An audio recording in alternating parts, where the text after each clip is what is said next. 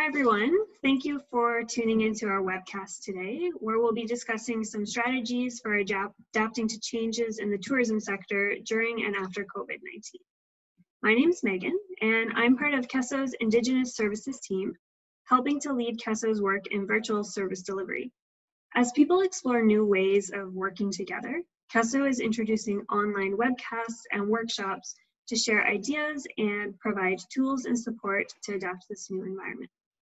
So for those of you who aren't familiar with CESO, we're an international economic development organization. We operate around the world and in Indigenous communities within Canada, and we're focused on achieving sustainable economic and social change through capacity building. Our approach to our partnerships is through collaboration. CESO works with over 1,500 expert advisors with an average of 20+ years of experience in their industry. We match our clients with one of our advisors who will work with them to build capacity in their roles and achieve their goals. We work across all sectors and in all areas, including business development, governance, finance, and marketing. So today we have Eitan Dehtiar with us of Land and People Planning. He is here to help us decode what's happening right now in the tourism industry in the wake of COVID-19. Eitan is a longtime trusted advisor of CESO, having completed projects in Nunavut, Northwest Territories, and Yukon, and he's also worked as an advisor for a merit program in Mongolia.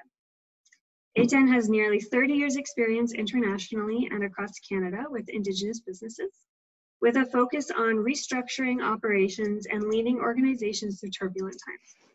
He serves as a director for the Ontario Tourism Education Corporation, and he specializes in areas of local economic development services and strategic and business planning, amongst others.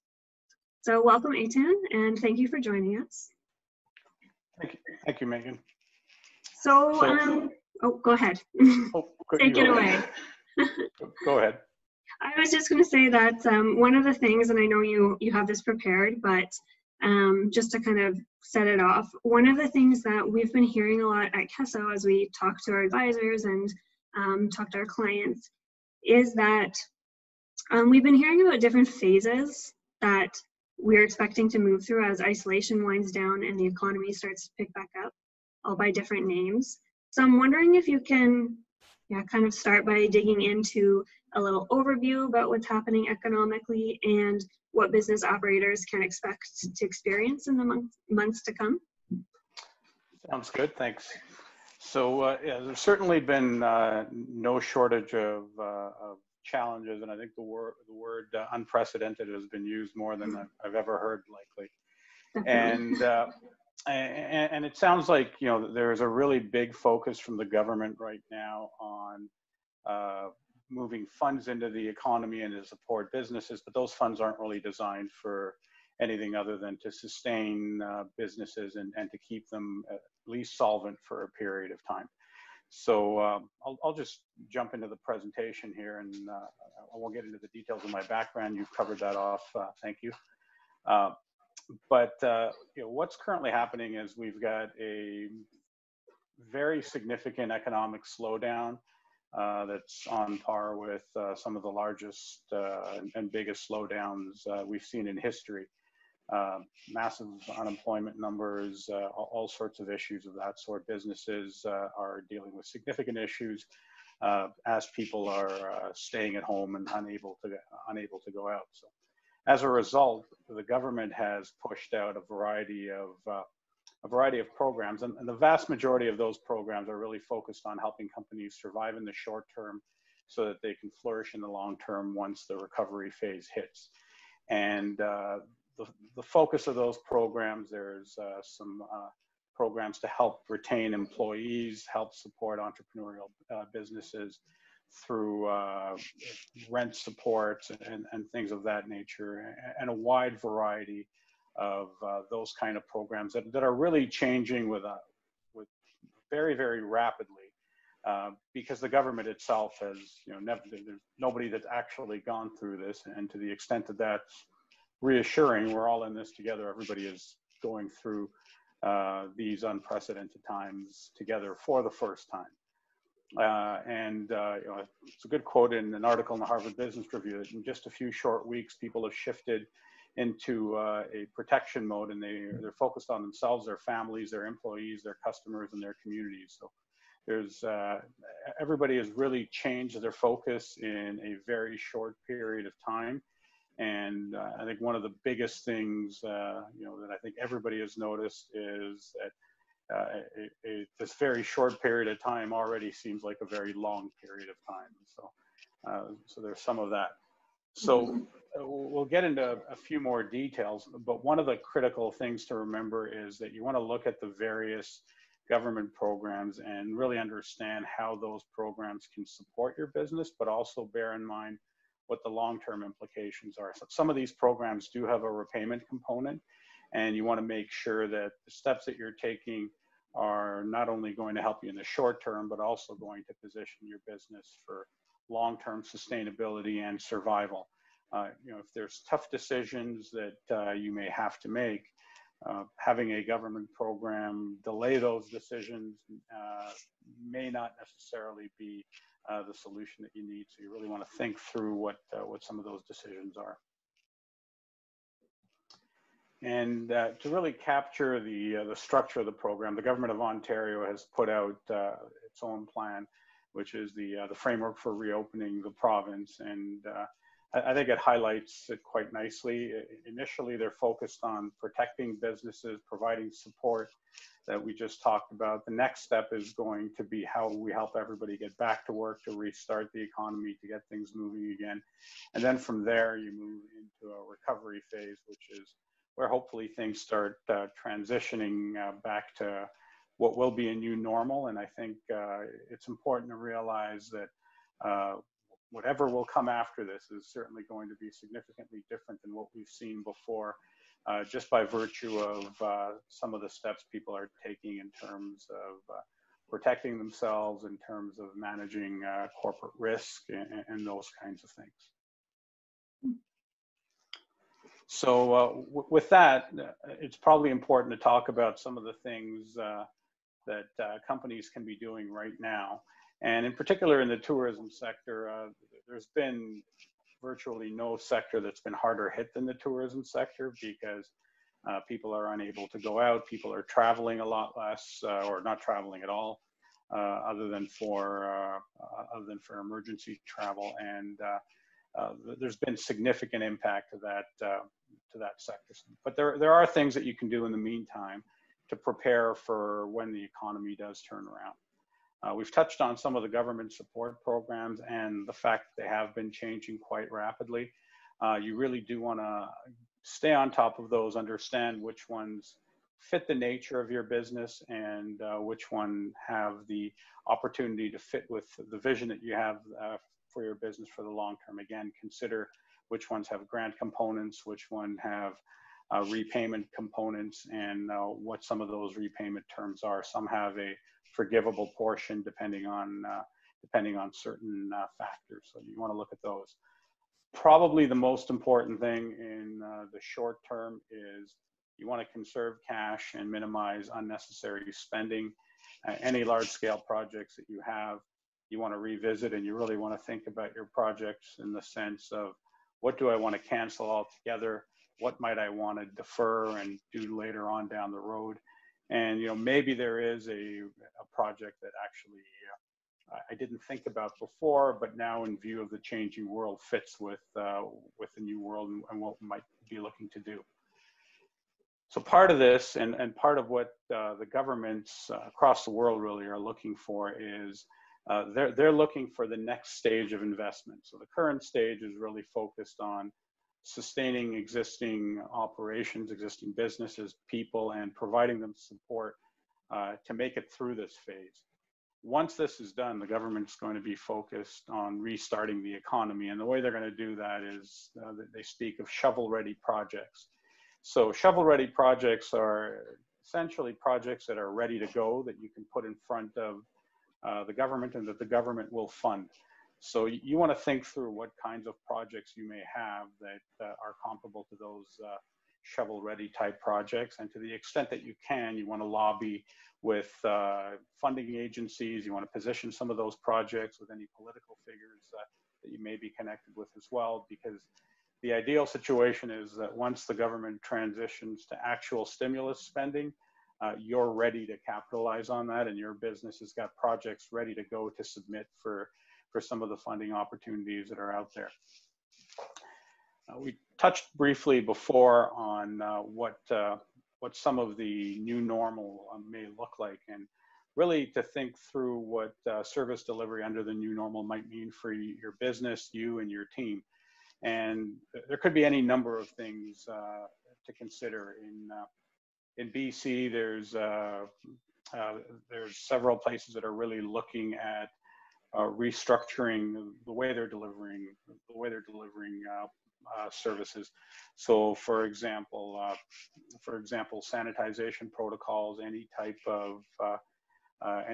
of vehicles or anything else where you may be going into, or you may be taking tourists into, for example, gondolas are one example. They're sanitizing them end to end after every customer. They're also taking a different approach now, whereas they used to have mixed groups. But what they're planning is to have single families together in gondolas, so that you're minimizing the risk of people getting sick. So this again is just another consideration, just a couple of examples, but whatever business you have, what are the tour groups going to look like? Are they going to be different sizes? Whereas before maybe you ran groups for different people who would come together. Is that still the right solution? Might you have to do something different? In parts of the world, kids are going back to school or to the programs, and they're wearing masks in dance programs and things like that. Are you going to have a situation where you're going to need to have some of those supplies on hand as well for your clients? And what is that going to mean for your supply chain, for what you're going to need to secure? Those kinds of concerns that you really need to think about. And then the next piece is from the perspective of really looking at conserving cash and minimizing unnecessary spending both today and down the road. You want to think through what your team and what your staffing is going to look like, and how you can manage potential issues that may arise. There's been talk about whether this is a one-time thing or whether we're going to see another uptick in the fall and a repeat in the fall. So you want to be very wary about any kind of long-term commitments that you're making. And part of the way of dealing with that is really looking at how you structure your team. Do you bring in support as you need? Are you hiring permanent staff? And also, again, keeping everybody safe. Are you bringing everybody together at the same time? Are you keeping them separate to the extent that's possible? So moving from there, you want to look at what other alternative or non-traditional revenue streams there might be. A lot of businesses are now looking at various web initiatives to build customer loyalty, to provide experiences to people who are staying home and are currently unable to enjoy those experiences. So you want to think a little bit about those. And despite the fact that things have been significantly slower than they normally have been, you really want to make sure that you're staying on top of current trends and that you're thinking through the different scenarios for your own business and the different things that may happen, and really understanding what those things are. Now, one of the tough things right now is that we're all locked up separately here, but you really want to still continue to maintain your network and to try to build deeper connections with colleagues, friends, customers, just to make sure that you're staying on top of mind, whether some of that may be sending newsletters about things going on in your community and your business, so forth, just to keep in touch with your network and to reach out to people periodically so that they know you're still around, they know your business is operational. And that includes also your bankers as well. You want to make sure that they're in the loop and they understand your situation as well, because many people like surprises, but bankers never do. So you want to make sure that they're kept in the loop as well. And suppliers as well. Suppliers are all having a rough time now, and I get calls from people I work with regularly, just checking in, just to make sure that I know they're still around. So it's important to touch base with those. And the next piece, which is those of you watching are already doing that, is just looking at various continuing education programs through webinars and other available materials. And there's lots of those. There's the program by CESO here as well, and others that are more narrowly focused as well. Awesome. Thanks, Eitan. There's a lot of really good tips in there. One thing that I'm hearing from you and from a lot of people that I've spoken to is that although activities seem to have halted right now, it's not a time to stay still, that there's still a lot of things that we can be doing to be building for the future and for when things open up. And I'm wondering if, from this you have any advice of, one place or a couple key things that are good places to start. I know a lot of people are hearing this and kind of thinking there's so much, like, where's the place to start? What's kind of that one tangible item that I can start with and then build upon from there? Do you have any, advice in that area? So, particular to the tourism sector, there's a lot of talk and a lot of thought about how the sector is going to come back and who you're actually going to be able to attract in the short term. And looking at the strategies of regions around Ontario and BC and places like Squamish, their concern is that they may not be able to get the international tourists in the short term, but what they are going to be able to do is capitalize on the local tourists who have this pent-up demand because they haven't left their houses in 2-3 months, however long this is going to be. So a lot of businesses have been focused on building their profile, not necessarily within their communities, but outside of their communities, reaching out to international markets, reaching out to markets that are further out. So I think there's a real opportunity in the short term, particularly because there is a lot more ambiguity around how international travel is going to look over the next while.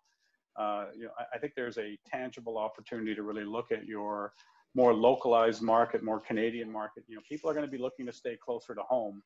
And as they leave, as they leave their homes and start going out, they're going to be looking for adventures, experiences, those kinds of things. So the focus really, you could look at what opportunities are there within that market and what can you be doing within your more immediate market in your community to help build your profile, because you may not have been focused on that before. So, is there an opportunity to work with the local chamber or some organization like that to reshape your strategy? Certainly, CESO has supported development of a lot of strategic plans and strategic paths for redesigning a business trajectory. So really looking at that opportunity and how can you capitalize on some of that local market is, I think, probably a good place to start. Great. Yeah, that's really helpful. I've been hearing that as well. And I know, once it opens up, it'll start staying locally and then regionally, nationally, and we're all going to be itching just to get out and go wherever we can, right? Well, exactly. And I think likely in the short to medium term, until they've figured out how the aviation system is going to work and what the prices of flights are going to be and how all that is going to work, that's going to take a little bit of time. Certainly, flight prices now are higher than they have been just because of the reduced availability of flying aircraft. So I think that's all going to drive people to enjoy local opportunities more, and particularly with families as well. Families have been tied up for quite some time. So. Yeah. Okay. So we've touched on some of these issues, but I'll go through a little bit more in a bit more detail in terms of what you want to look at as you're planning for the future and thinking about what future opportunities are there. You really want to focus really relentlessly on the things that really matter and understand the vision of your business, understand where you want to be, and think of this as almost a 2-3 year project, in the sense that it's going to take a year or two to get through this whole phase and to get back to whatever that new normal is going to look like. And so you want to think about how you're going to get through that short term, and then also what your business is going to look like in 3 years down the road once you're operational. We just touched on this next point about who's the target market going to be if international travel is reduced. You know, certainly within Canada, a huge country, and most Canadians haven't seen most of it. So, you know, there's a huge opportunity there, and looking at focusing on locally, nationally, you know, getting locals engaged, and really, you know, the opportunity now in doing that is to reach out to some of the to local people, provide some virtual experiences, provide you know, various educational programs potentially for kids, videos of the outdoors, those kinds of things. People are eager to see those as a replacement as well of what's happening. I've touched previously on the size of the groups that you really want to think about, or think about what your business is going to look like and what that's going to mean for your pricing model as well. So you may have been able to take out larger groups before for whatever adventure may have been. Is that still feasible? Is it going to look different if you're operating a restaurant, as an example? Are you going to be able to have the same number of tables in there in a year as you did before, depending on the types of regulations that may be passed? So really thinking through what your business is going to look like with the changes that are going to be coming. And again, I don't think anybody is clear on what it's going to look like yet, because there's been lots of talk about getting back to work, but nobody understands clearly what that means or what that looks like just yet. Mm-hmm. And then really understanding what all that means from the perspective of pricing. So how is that going to impact your costs, and how is that going to impact how you're going to price your services?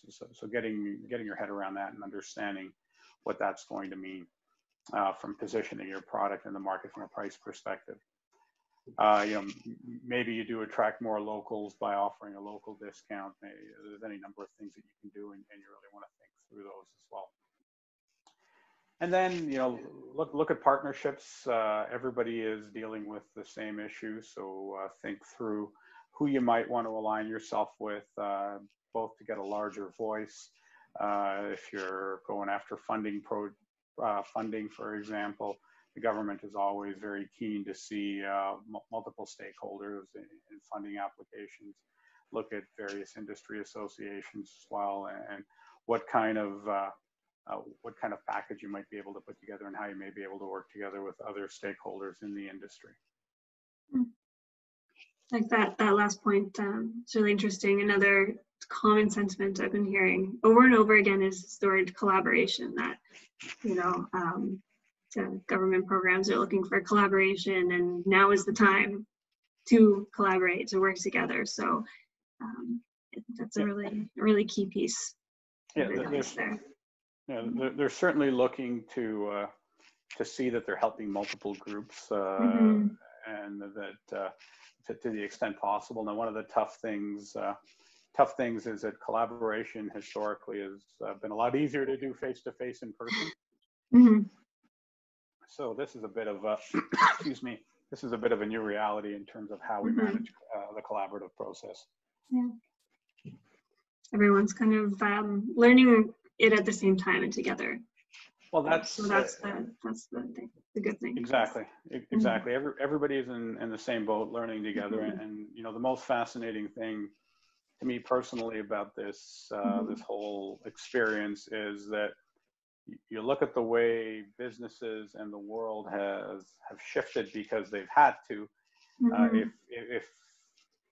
4 months ago, everybody was told that they had to transition this way, everybody would have produced a 5 to 10 year plan about how they were going to do that. But yet magically everybody has transitioned in a matter of a week, and is trying to adapt to the new normal to the extent that they can. So I think that's it's been really interesting to see. Yeah. And you really want to be focused and thinking through planning for what's next and then what's beyond. And from another Harvard Business Review article, talks about adapting to the crisis, but also planning for life beyond the crisis. So understanding what the interruptions mean to your business, what the impact is, and how you can prioritize the unexpected, triage them so you can deal with the immediate and issues you have to deal with, and then others may be delayed, deal with later. Look at digital ways of working and connecting with your customers. Make sure that they know who you are, that continue to know that you're around, and to build those relationships. And then mitigate risks to the extent that you can to the customer experiences by thinking realistically from the outside in, which means put yourself in the customer's shoes, think about their experience. What's the experience they're hoping to gain, but probably equally importantly, what is going to be their concerns from a safety perspective? What are they going to be worried about, and what are they going to be hoping to get out of the experience as well? So really think through those as you rethink what life is going to look like after this crisis. I think that's a really nice, place to end on. It's also a reminder that after the crisis, that there is an after, there is a beyond, that now there's all this survival work and planning, but there will be a point when, things will start to shift back. And also leaning into these digital ways of working. It's new for a lot of people, but there are lasting effects of it. The likelihood is that there will be lasting benefits of that in growing business and, reaching out, creating new networks. There's a lot that can be done virtually. So now is kind of a time for people to focus on that and use those skills beyond COVID-19 again. So it'll kind of reverberate past COVID-19. And history has shown that businesses reinvent themselves, and they come up with new ways of doing things and more innovative ways of doing things as these kind of events challenge us. So I think as you said, there is life after this. It may look different, and we'll need to adapt to it, but there's certainly going to be life after this. And the fact that we're going to have to adapt to it means that there's going to be new opportunities that we don't know about today, that we haven't thought about today. And we really want to make sure that we're looking at things with an open mind. We're not looking at necessarily recreating the business we had yesterday, because the world will look different, but we want to build a business for the world that is going to be in a year or two from now. So it is going to look different, but that just means it's going to present a new range of opportunities that many of us haven't even considered or thought about. Yeah, that's a great place to kind of end on there. Yeah. And I guess just the last point, I've just included some resources here. So certainly if anybody's looking for additional information, there's lots out there. So I've included just some information on some of the government programs, some of the business continuity planning programs, as well as some tourism and destination marketing information as well for bodies that are dealing with the changes right now. That's fantastic. Thanks so much, Eitan. I think a lot of the information that you presented is really valuable and will be really helpful to a lot of tourism operators out there, and I think just business owners in general right now. Well, thank you very much. I appreciate the opportunity to chat. Wonderful. Well, thank you for joining us, and for everyone listening, I hope you found this helpful. We will be working on releasing one webcast every week, so keep an eye out for more. In our next webcast, we'll be discussing some strategies for building virtual experiences, which is something that Eitan talked about a little bit in his presentation. So we're going to dive a bit deeper into that, of how you can do that, some ideas of what that might look like, some examples. So hopefully you'll find that helpful.